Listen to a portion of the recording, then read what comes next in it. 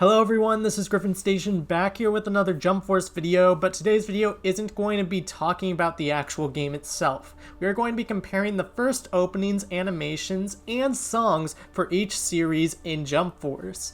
Now, before I get into this, I want to explain some of the specific opening choices. For some of the series, I had to decide which openings I would take since there could theoretically be multiple answers. Therefore, for the series Naruto, Dragon Ball, Hunter x Hunter, and JoJo's Bizarre Adventure, I have taken the first openings from these specific anime: Naruto Shippuden, Dragon Ball Super, Hunter x Hunter 2011, and JoJo's Bizarre Adventure Stardust Crusaders. Also, all the openings will be the original Japanese versions, so no One Piece rap from 4Kids. Yo!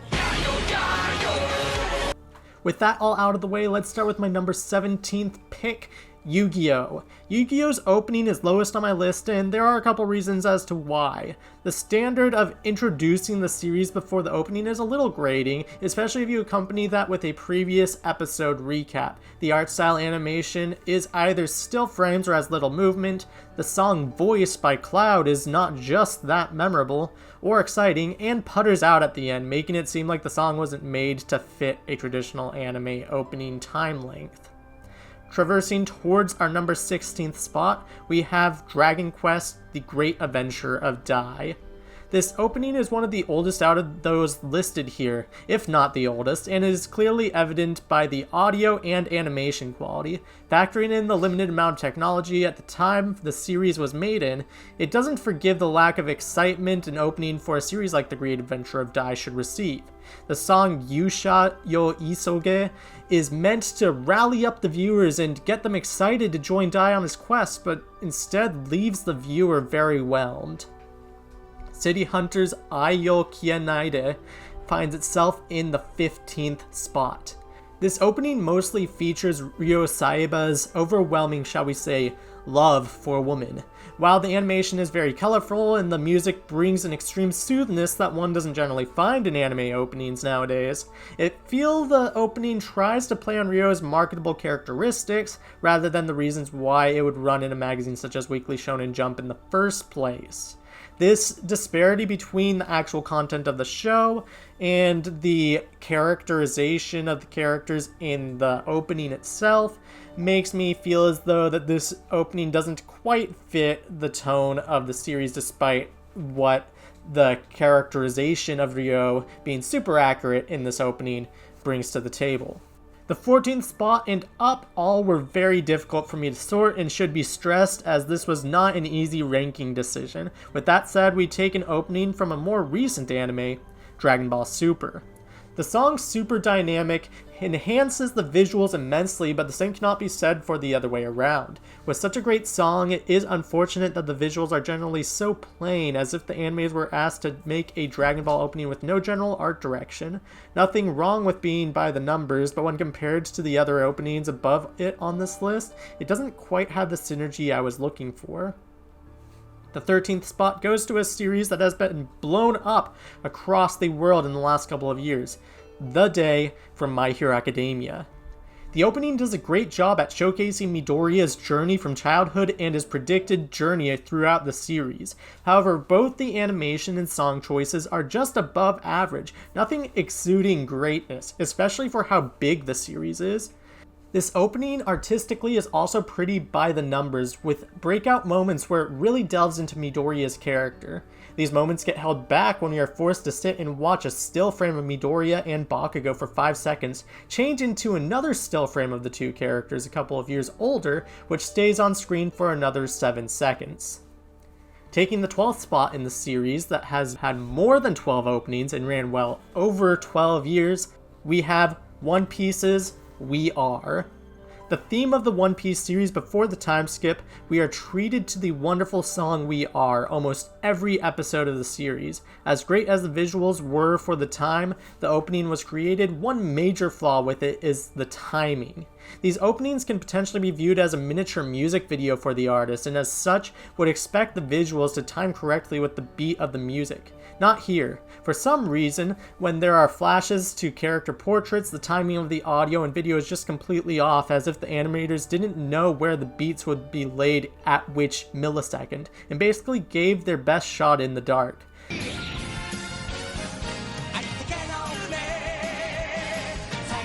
This mismatch between animation and song hardly happens in anime openings, but when it does leave a great impression, even though the visuals and song are great individually.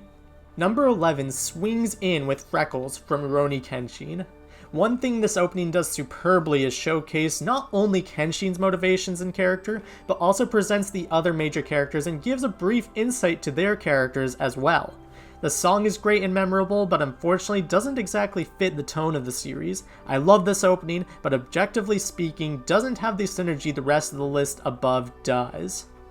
Now entering the top 10, we have Hunter x Hunter's Departure. The opening is a classic if you haven't even watched Hunter x Hunter's 2011 adaptation, especially considering for the entirety of the series run, they ran the same song as the opening, only using variations of the song to keep things different. The opening's visuals set up the Hunter exam arc fine, but doesn't really do much artistically to make me push it higher. The characters are represented great, especially Hisoka and Gon. The visuals otherwise don't do much artistically for me to justify pushing it any higher. Featuring a series that has taken the world by storm, we head towards Naruto Shippuden's Heroes Come Back at number 9. The song may be the most unique out of the entire list, definitely a defined genre most anime openings fall under. The visuals are truly treated as a visual spectacle.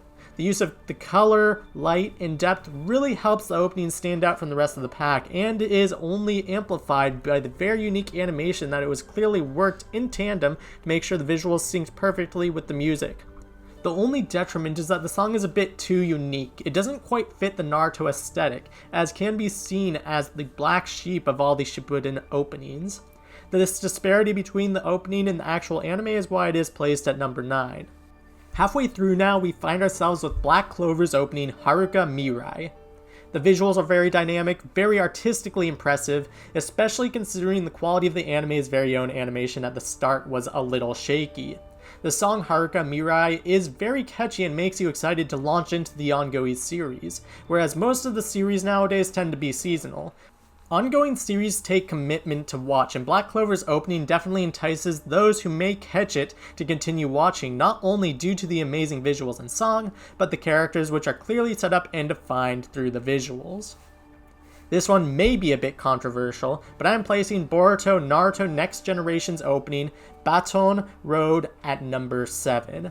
The song Baton Road and the visuals combined make an experience that, while may turn some people off from the series, encapsulates the anime perfectly. The colorful aesthetic only helps push the brand of Naruto for a new generation and separates itself from the previous anime iterations for Naruto. The visuals are honestly breathtaking and sets up Boruto and all the characters from his class.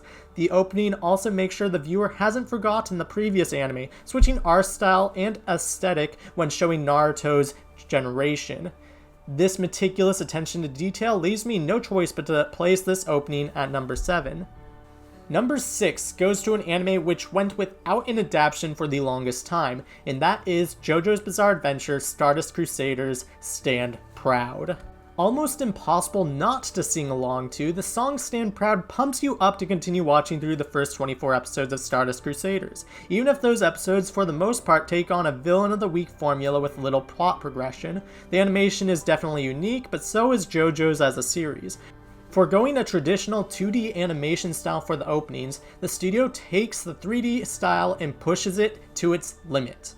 The characters change color as they do in the anime, the backgrounds are truly dynamic, and the opening truly takes you on a bizarre but fulfilling adventure. They also make sure you don't forget the legacy that came before, something a new anime series such as Stardust Crusaders could have easily forgotten to do.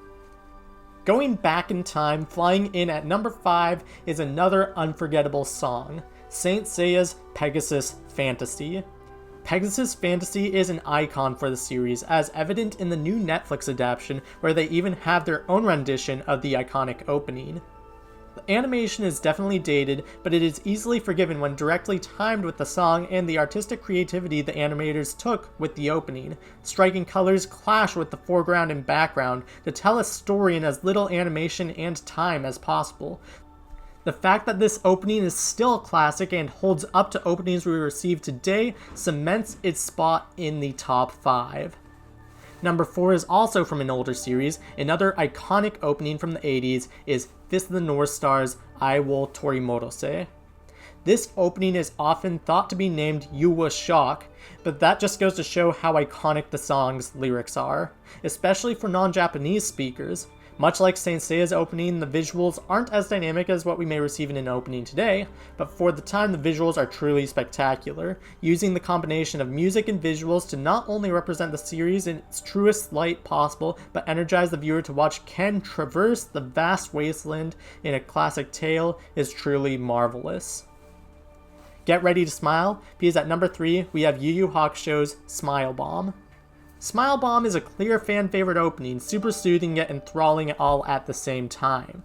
The visuals are spectacular, matching perfectly with the song. What more is there to say? It's Smile Bomb! Possibly the most artistic opening out of the entire list, Bleach's Asterisk comes in at number 2. The animators clearly poured their heart and soul into this project, showcased by the utter creativity in this opening. The songs and visuals combine to be a sensory spectacle that is often not attainable when watching anime openings. The various use of colors, animation styles, and visual flair aids this opening and propels it to its second place status. Reaching the number 1 spot is none other than Death Note's The World.